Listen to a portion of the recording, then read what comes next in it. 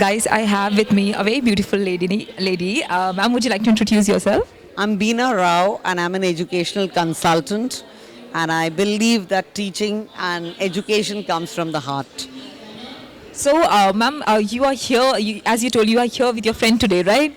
I am here to just see what's happening in the education line because we've just come out of the COVID, and I've been invited by CD as a guest, and by Shalini Ambyar, who's a speaker. So I was here on a holiday, so I thought let me go and attend this workshop.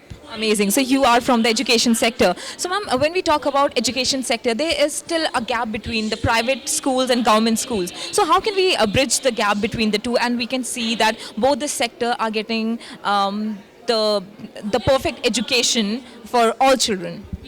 I think now we are working towards it, especially in Punjab with AAP. I am basically based out of Punjab and Haryana, and I do rural schools. And when we are doing rural schools, lots of people do not put their children in the government schools, saying that they're not getting quality education. And if Delhi is the path that AAP has followed, and the government schools have become like private schools, so I think they can give the private schools a run for their money.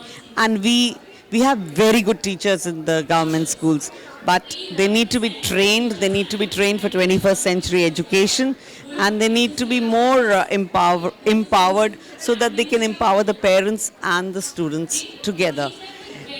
We have an impression that government schools do not work, but people coming out of government schools are doing extremely well.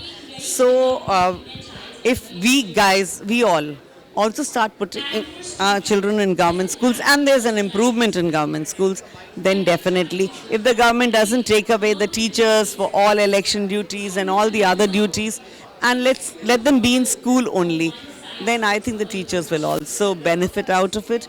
And we need to empower and train the teachers for 21st century learning. We are on 2022, but we're still talking about 21st century learning. And I think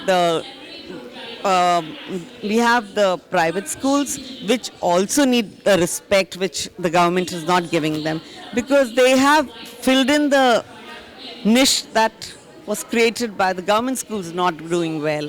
So if we want to get back, I think we need to get back first to government schools, and then private schools can also exist. Those who can afford private schools go to private schools, and those who cannot afford, and if the education is very good, why not go to a government school? I'm an army background person. My son studied in Kendriya Vidyalaya, then army public schools, and we were in small cities, but he's doing as well as anybody else.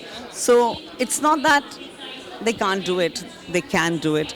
And I have a lot of hope for Punjab, because I work in Punjab with AAP coming in. Thank you so much for being here. It was a pleasure talking to you. A pleasure talking to you too.